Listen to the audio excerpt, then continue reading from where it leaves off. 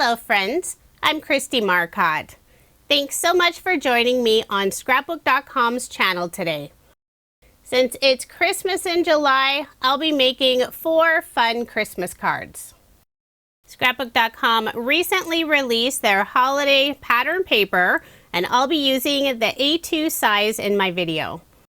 This is a super cute collection, lots of traditional Christmas colors along with non-traditional colors. I love using pink on Christmas cards. Another new Scrapbook.com product I'll be using is a word die set. This is Happy Holidays 2. It has 2 sentiments, Merry Christmas and Happy Holidays. And it also includes the outline for each of the sentiments. So let's go ahead and get started with card number 1. For the background paper, I'm using the light green with white snowflakes, and I cut it out using Paper Rose's stitched rectangle die set.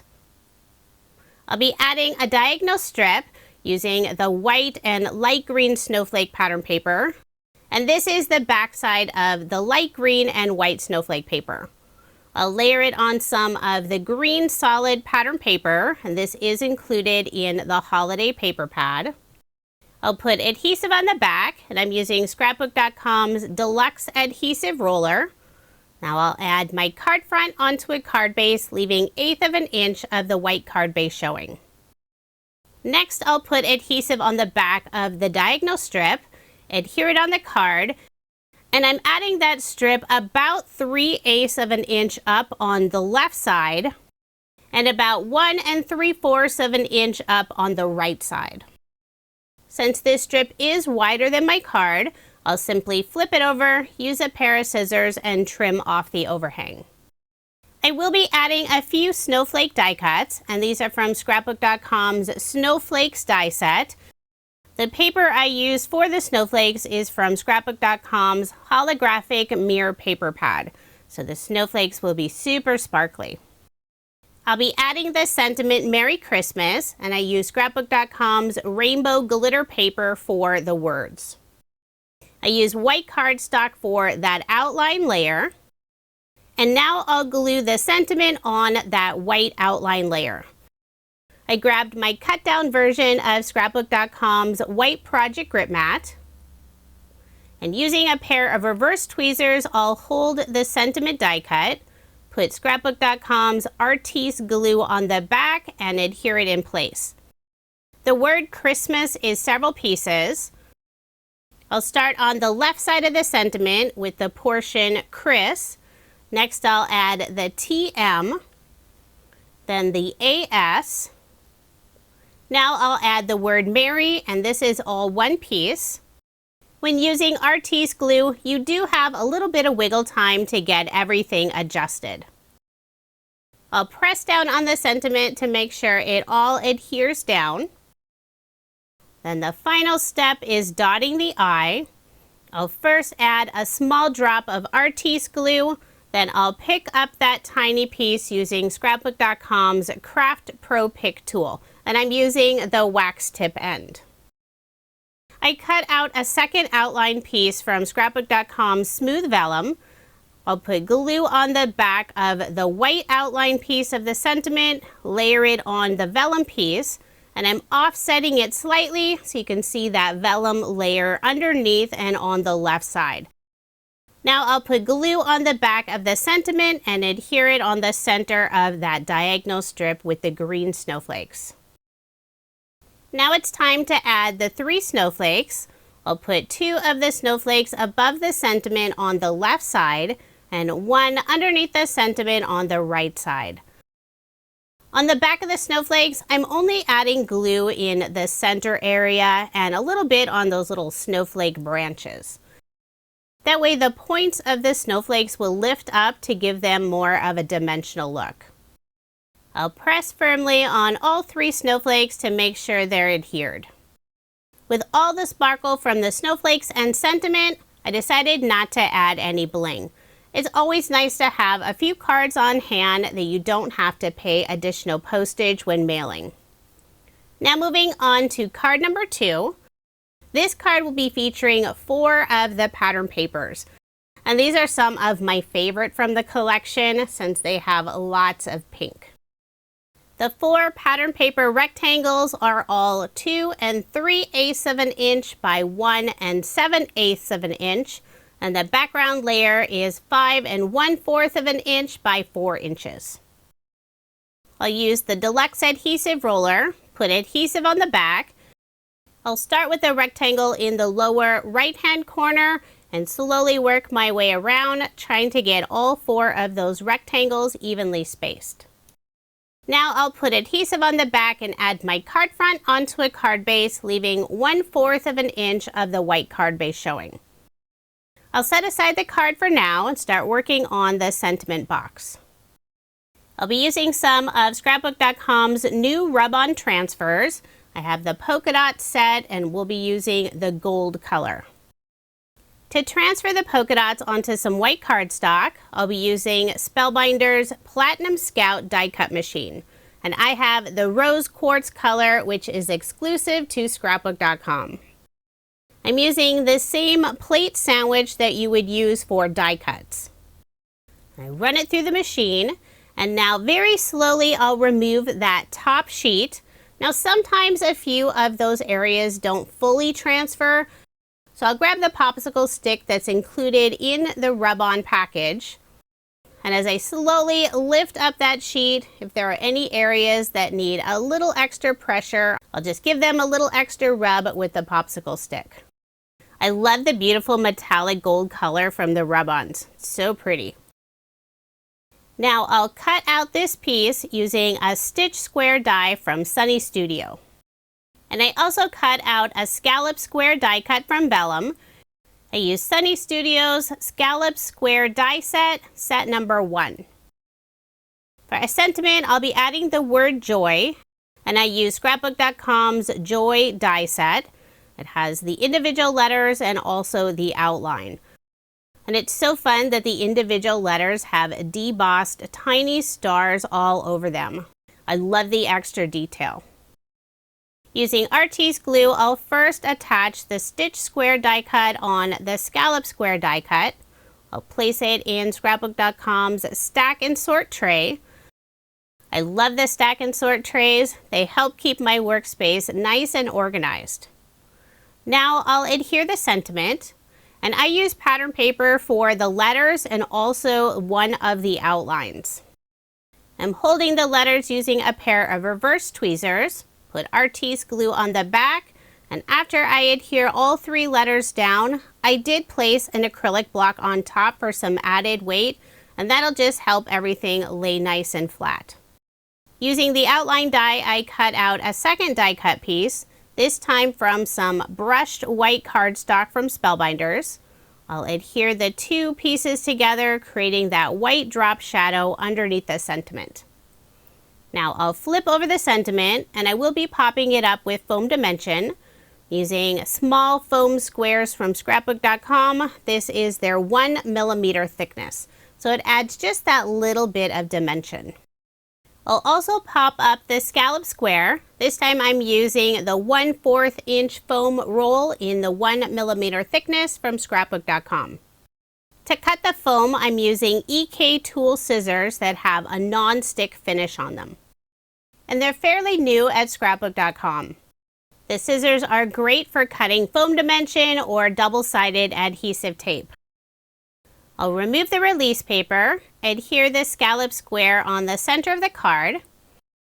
Then I'll remove the release paper behind the sentiment and add the sentiment in the very center of the polka dot square.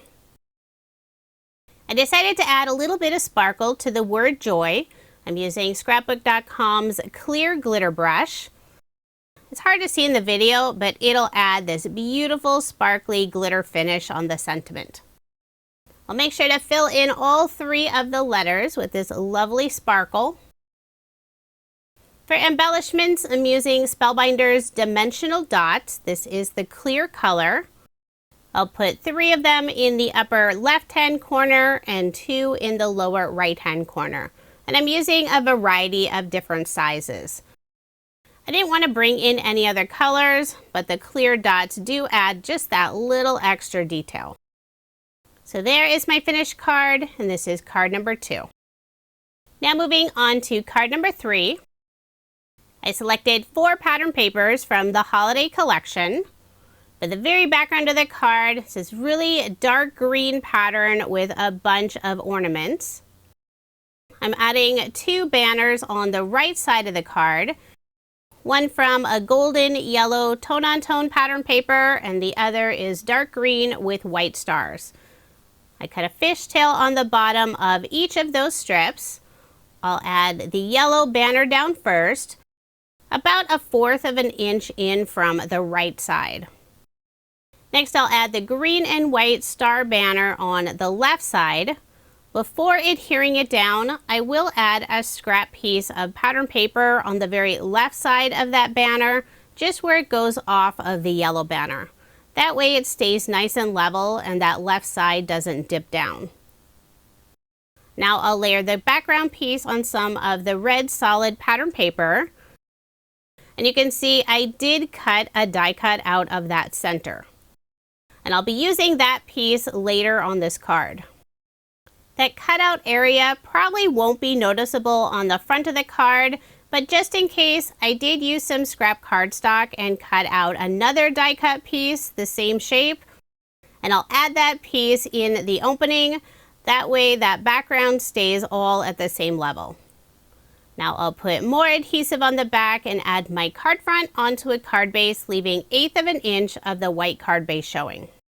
I cut out 2 hexagons using Scrapbook.com's nested hexagon die set. For one, I used Spellbinder's brushed white cardstock, and the other I used Scrapbook.com's smooth vellum paper. I'll layer the 2 hexagons together, so you'll only see a tiny bit of the vellum on the left side and underneath. Now I'll put adhesive on the back and add the hexagons at the top of the card. And whenever I use vellum, I make sure not to get any adhesive in an area that will be visible on the front of the card. For a sentiment, I'll be adding Merry Christmas, and I've already gone ahead and assembled most of it since this is the same sentiment I use on the first card. For the drop shadow layer, I use gold holographic paper that's included in Scrapbook.com's holographic mirror paper pad. I will pop up the sentiment with more foam dimension using the 1/4 inch roll in the 1mm thickness. Make sure to get good coverage on the back. I noticed on the gold layer, the inside area of the C was still attached, so I was trying to remove it. Although if I had flipped over the sentiment, I would have realized that area isn't even visible from the front, since it's covered up with the red outline layer. After I removed the release paper on the foam, I was ready to attach it on the white hexagon, but I felt that the hexagon was just a little too white. So I'm using one of the small scrap pieces of the polka dot gold rub-ons. And this piece is about perfect to fit on the hexagon. Now if I thought about it earlier, I would have ran the die cut with the rub-ons through my die cut machine. But since I'm doing it after I've already attached the hexagon, I will need to use the popsicle stick that's included in the rub-on pack. But that's fine. This is the way I've done it for years. I'll just make sure to apply even pressure all over those little polka dots. I'm also making sure not to apply any pressure for the polka dots that go off of the hexagon.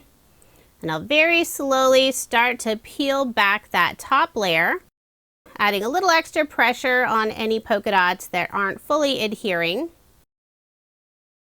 And since I do have a few extra polka dots on this sheet, I'll add them in some of the areas where I feel they need just that little extra sparkle. No point in wasting all the fun gold polka dots. And if you want a background that doesn't have quite as many polka dots, you could do the same thing. Use the polka dot rub-on sheet and just add a few polka dots here and there. You don't have to use that whole section. So now with that beautiful gold polka dot background, I'll add the sentiment on the center of the hexagon. For embellishments, I'm using more of Spellbinder's dimensional dots, the clear color. I'll put 2 in the upper right-hand corner and 3 in the lower left-hand corner. So there is my finished card, and this is card number 3. I love all the different layers on this card, and it also has lots of sparkle and shine. Now moving on to our final card, card number 4, using more fun pattern paper from the Holiday Paper Collection. I selected 4 different designs. One of them is the solid green that I'll be using to layer the fun candy cane and foliage pattern paper piece. For the very background of the card, I'm using the narrow diagonal stripe paper with all the fun colors. I'll add the candy cane design on the very center, then put adhesive on the back and add my card front onto a card base. I'm adding a 1 1/4 inch strip of the dark green and white star pattern paper, putting that across the card about 1/2 inch up from the bottom. I'll be adding 2 arch die cuts, and I use Scrapbook.com's nested A2 arches die set. The white arch, I use Spellbinder's brushed white cardstock, and the larger arch, I use Scrapbook.com's smooth vellum sheets.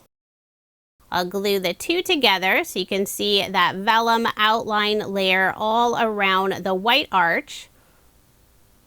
Before adhering it down, I will add a scrap cardstock piece behind the top area of the arch, just where it goes off of the green and white strip at the bottom of the card, and that'll help it stay at the same level.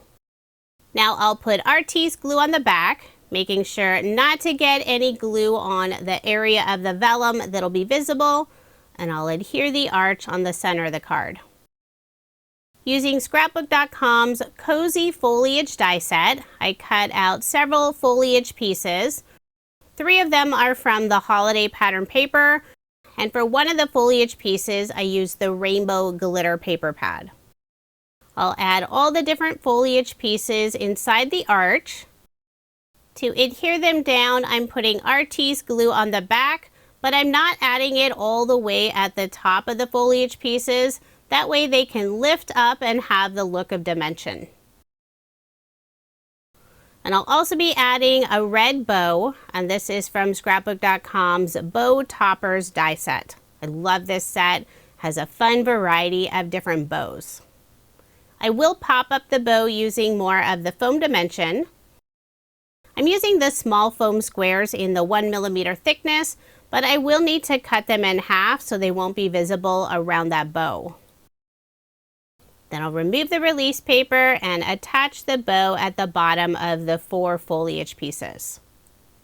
For a sentiment, I've already stamped this out. 'Tis the season. I use Scrapbook.com's Word Fetty Fa La La stamp set, and the ink color is Catherine Pooler's Deck the Halls. I'll cut the right side of the sentiment at an angle for some extra interest. And I also cut out a narrow strip of yellow glitter paper. I'll hold that piece up to the sentiment, cut the right side at an angle, so now they'll have that same angle on the right side. And I'll layer the 2 pieces together so you'll see this lovely glitter underneath the sentiment and on the right side. I'll be adding the sentiment in the lower right hand corner, right next to the tail of the bow on the right side. Before adhering it down, I will add a scrap cardstock piece on the very right side of the sentiment where it goes off of the arches. Then I'll put Artiste glue on the back and adhere the sentiment in place. Before that glue dries, I'll make sure that sentiment is nice and straight. So there is my finished card, and this is card number 4. The new holiday paper pad from Scrapbook.com is so fun. I love the variety of different images and colors. Now here's another look at the 4 Christmas cards I made to celebrate Christmas in July over at Scrapbook.com. If you're interested in any of the products I used in this video, there are links in the description box. Thank you so much for watching, and I hope you have a wonderful day.